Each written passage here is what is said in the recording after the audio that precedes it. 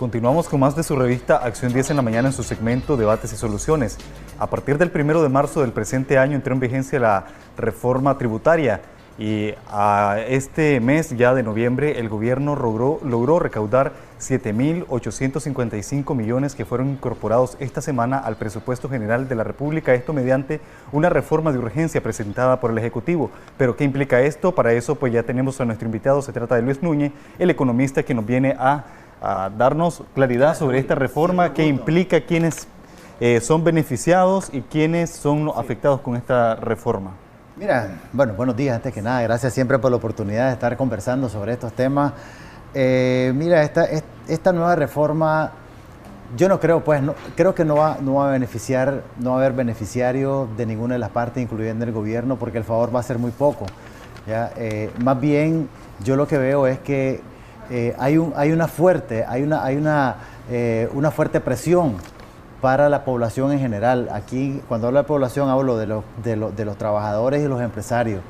Está sacando 235 millones de las empresas que están funcionando a nivel de sobrevivencia, ¿verdad? Y creo que eso, o sea, 235 en términos normales creo que es una gran noticia, es una muy buena noticia para la población, pero en estos tiempos de 2 años de crisis, decir que en 8 meses logramos sacar más dinero del que teníamos presupuestado, creo que no es tan bueno, ¿verdad? Tan bueno porque además de eso, si vemos los números gruesos, ¿verdad? Los números gruesos del presupuesto, si bien es cierto, hay un aumento de casi 8.000 millones de córdobas en los ingresos, supuestamente son ingresos tributarios, ¿verdad? Habría que hacer una revisión porque el gobierno no ha presentado realmente los datos de todo este año de las recaudaciones.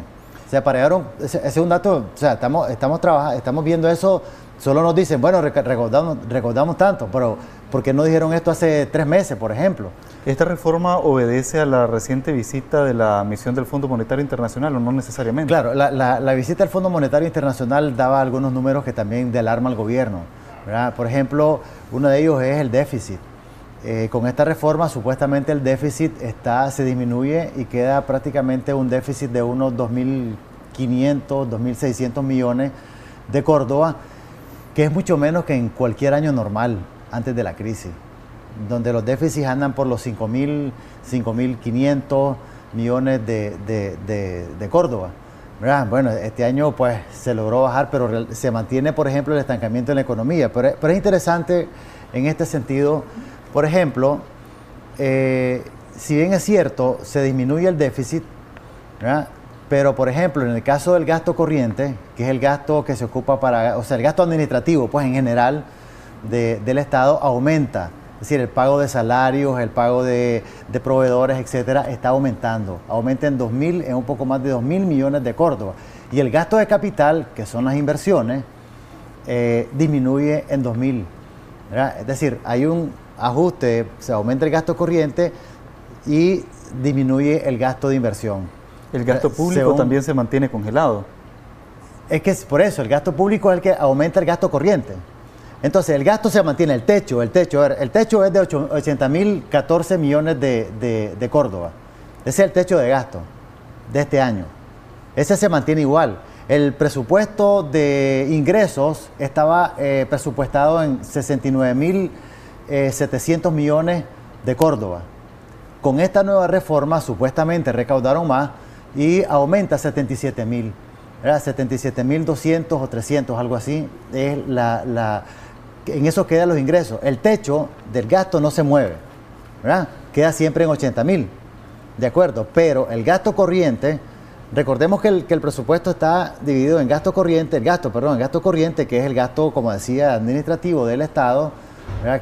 Que es lo que se presupuesta para gastar, para pago de planilla, pago de proveedores, gastos administrativos, etcétera, y el gasto de capital, que son inversiones.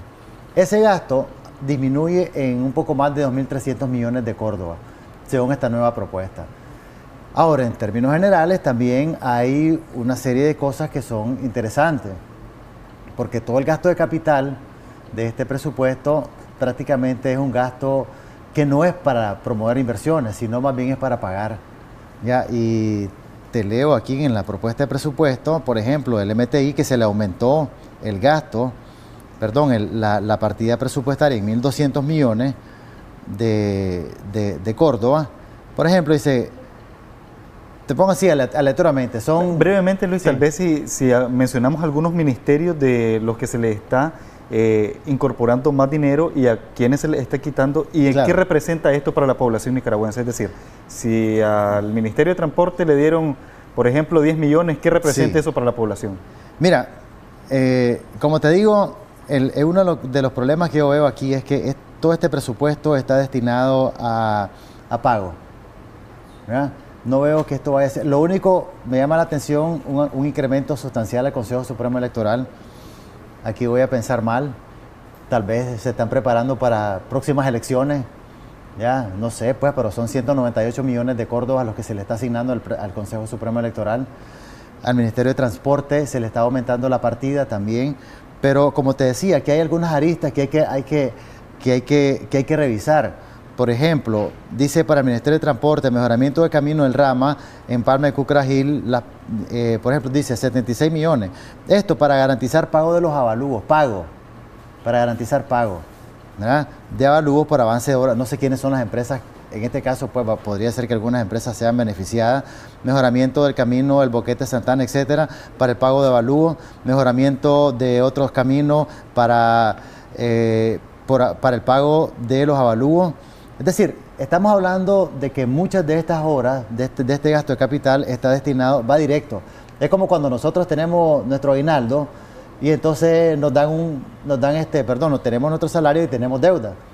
Entonces nos dan el aguinaldo y con ese aguinaldo nosotros pagamos deuda. Con esta reforma... Otro es el ENACAL también, que está siendo beneficiado, 380 millones. Como te digo, no sé cuál es el impacto, no veo un impacto porque esto no es para nueva obra. Eso es lo que te iba a preguntar, porque por ejemplo ayer veíamos un pequeño empresario de panadero y está afirmando pues de que prácticamente los bancos no les quieren otorgar ningún tipo de préstamo. Entonces, en términos reales, la población va a sentir efecto positivo en cuanto a esta reforma del presupuesto Yo de la República. positivo no veo, por cuanto todo el gasto de capital, como te digo, está siendo destinado, por lo que estoy viendo, está siendo destinado más bien a pagar. Lograron conseguir este dinero, seguro tenían deudas que pagar. Por ejemplo, al INSE le está transfiriendo 2.300 millones de Córdoba, un poco más de 2.300 millones de Córdoba, para cubrir un déficit. Es un parche. O sea, aquí no nos equivoquemos que con esto vamos a resolver el problema del INSE. No, ahí no hay ningún impacto. Ya ahí se nos fueron de los 7.700, se nos están yendo 2.300, solo para ponerle un parche al INSE. O sea, ahí ya no hay ningún impacto. No es que van a aumentar las pensiones, no es que las pensiones, no, sino que simple y sencillamente se va a garantizar de que las pensiones que hay se logre pagar. Otro es la vivienda urbana y rural, que igual, ¿verdad? Esto también es una de las cosas, hay baja ejecución en el presupuesto. O sea, también aquí hay una combinación de factores. Es decir, se están aumentando partidas a otros porque el presupuesto no se ha ejecutado, porque en muchos casos, por ejemplo, el BID no desembolsó 1.200 millones de Córdoba, según el presupuesto. Entonces hay que reasignar eso que ya estaba presupuestado, entonces se reasigna. A veces son más que todo ejercicios contables.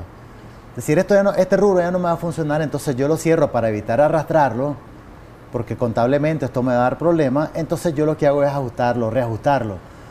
Pero no tiene un efecto real, como te digo. ¿Hay asignaciones en cuanto al presupuesto a instituciones que no están funcionando? Le pregunto esto porque, por ejemplo, se ha cuestionado el hecho que se le dé una partida a la cuestión de la construcción del Gran Canal, pero hasta el momento hemos visto que prácticamente esa obra ha sido nula. Es que, por eso, el Gran Canal es otro tema totalmente aparte. No está en la reforma porque ya se le asignó el presupuesto. Debería estar en esta reforma. Y una reforma que diga, bueno, se le quitan todos los recursos que tiene el Gran Canal y vamos a asignarlos para otro. Por ejemplo, miren, es interesante, el caso del Ministerio de Salud, se le aumentan en 392, pero algunos de ellos son, por ejemplo, igual. Dice, se requiere para garantizar una parte, ¿verdad? Para garantizar el pago de avalúo. ¿Ya? Hay algunos para siempre... para dar mantenimiento a algunas instalaciones del Ministerio de Salud en montos pequeños, pero el grueso, mucha parte de eso, como te digo, son por disminuciones. de donaciones externas. O sea, son reasignaciones.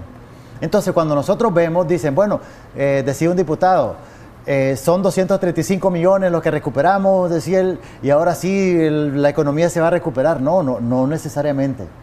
Porque como estamos viendo aquí en el presupuesto, y te estoy hablando con el presupuesto, no es mi valoración, es lo que dice el presupuesto, ¿verdad? Que son pagos, que son reasignaciones, que son porque se disminuyó, por ejemplo, muchas de las partidas de cooperación se disminuyeron.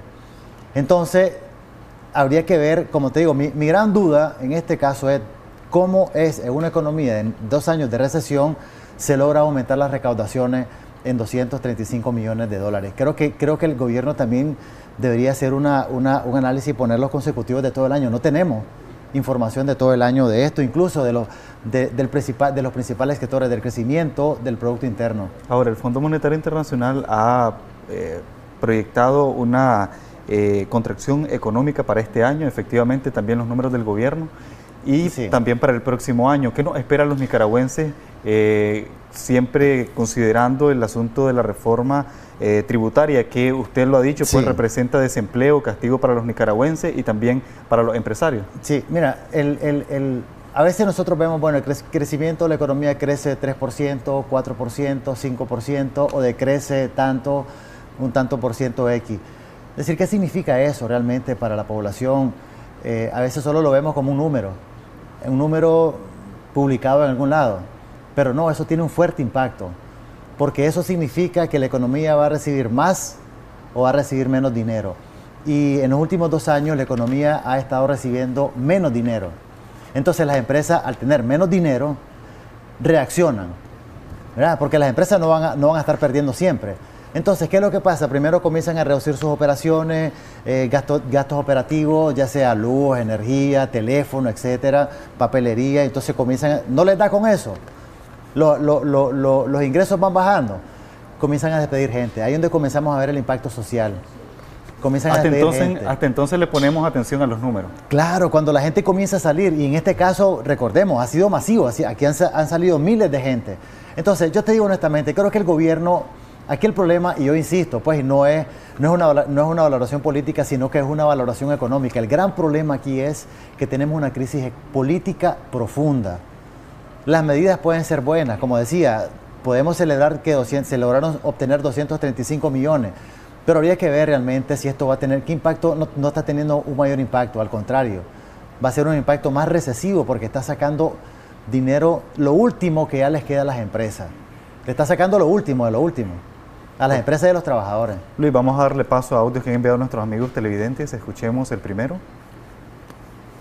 ¿Por qué nosotros solo vivimos endeudados en Nicaragua? Nicaragua no puede sobrevivir de sus propias ganancias. ¿Qué pasa, señor economista? ¿Por qué Nicaragua no puede sobrevivir de sus cosechas, de todo eso? ¿Por qué tenemos que estar siempre endeudados? Eso ha sido siempre. Quiero que me explique eso, por favor. Siguiente audio. Buenos días, Luis. La verdad es un placer tenerte en Acción 10 y buenos días a todo el equipo de colaborador de Canal 10 y muchas felicidades. Pero bueno, para ser breve, mi pregunta, Luis, es todo este proceso de Nicaragua. Sabemos que va a traer repercusiones muy, muy fuertes para escenario futuro. ¿Cómo crees vos que podemos afrontar ese tipo de situaciones reestructurando todo este engranaje de leyes de papel que existe, que lo único que hace es destinar fondos a las instituciones que al final no se miran ejecutados en ningún proyecto, en ningún trabajo, porque como vos bien decís, son destinados a gastos, a pagos nada más, pero todo eso va a traer sus repercusiones y qué medidas podríamos tomar dentro del papel económico, porque sabemos bien que la clase que va a ser golpeada directamente es la clase baja, los de a pie. Entonces, muchísimas gracias al amigo televidente. Respondamos al primero. ¿Es posible la pregunta que así? Voy a hacer, primero quiero comenzar con este último porque es sobre lo que terminé en mi intervención anterior. Efectivamente, sí, aquí tiene que haber un consenso nacional. Definitivamente, todas las partes tenemos que ponernos de acuerdo para destrabar esto. Nosotros no podemos destrabar, no podemos hablar de medidas económicas para beneficiar al pueblo si no resolvemos la crisis política. Así sencillo, pues. Para no, porque esto podemos profundizar en muchos aspectos que se pueden hacer, muchos economistas tienen propuestas, etcétera. En el primer caso, Sí, y quería detenerme en eso porque no es una discusión de ahorita. Es una discusión, por lo menos yo he estado insistiendo en eso desde hace muchos años, y es precisamente el endeudamiento. Yo digo, ¿por qué los empresarios, los productores en general, todos nosotros vivimos de deuda? Es decir, todos los años, ¿por qué nosotros no tenemos una acumulación de capital que nos permita también invertir? Sino que cada año decimos, y estoy hablando de doña Violeta, el gobierno del doctor Alemán y todo eso, no es un asunto solo de este gobierno, sino que es un problema que hay que entrarle y analizar bien de fondo por qué nosotros vivimos efectivamente, como dice el televidente, tiene toda la razón, por qué solo vivimos endeudados, porque nosotros comienza el ciclo agrícola y todo el mundo dice, bueno, vamos al banco, no hay crédito, o sea, no hay dinero para invertir. Es decir, nosotros vivimos, digamos, como en buen nicaragüense, coyol quebrado, coyol comido. Incluso las empresas. El crédito en sí no es malo, pero hay que hacer un análisis de fondo porque nosotros, de hecho, nuestros empresarios, nuestros productores, somos dependientes excesivamente del crédito. ¿Qué pasa con nuestras ganancias? ¿Tenemos ganancias? ¿Las podemos reinvertir? Ese es un tema que, estos solo son pinceladas, pero que sí ameritan un análisis bastante profundo. Y solo para rapidito con el gobierno, creo que el gobierno, la deuda externa pública, hay una deuda privada también, está siendo manejada, es manejable todavía. Estamos en la cuestión de la entrega de los aguinaldos. Ya para finalizar, ¿esto va a venir a dinamizar un poco la economía o hay colegas tuyos que han dicho de que prácticamente el aguinaldo, hay unos que lo van a tener que prácticamente pagar en su deuda? Es histórico. Me relaciono lo último que acabo de decir con el aguinaldo. Históricamente nosotros vivimos endeudados. El aguinaldo se comienza a gastar desde enero. Comenzamos a endeudarnos para el colegio, después todo el año pasando la tarjeta de crédito. Ahí se nos está yendo el aguinaldo. Miren, esto es un asunto ya de educación financiera. Nosotros tenemos que aprender a manejar bien nuestras deudas. Y ese es uno de los grandes problemas que nosotros tenemos. El aguinaldo, el impacto que puede tener en esta ocasión es mucho más importante por cuanto hay que pagar deuda. Viene el año escolar. Tenemos una enorme incertidumbre, muchos trabajadores no saben si van a tener empleo el próximo año y entonces tienen que ahorrar. O sea, si lo vamos a ver, si la pregunta, por ejemplo, la dirigimos hacia ¿va a haber más consumo? No creo. No creo porque la gente tiene realmente que ahorrar para enfrentar los tiempos más difíciles. Luis, muchísimas gracias por tus excelentes aportes. Nos vamos a una pausa comercial y ya regresamos con más de Acción 10 en la mañana.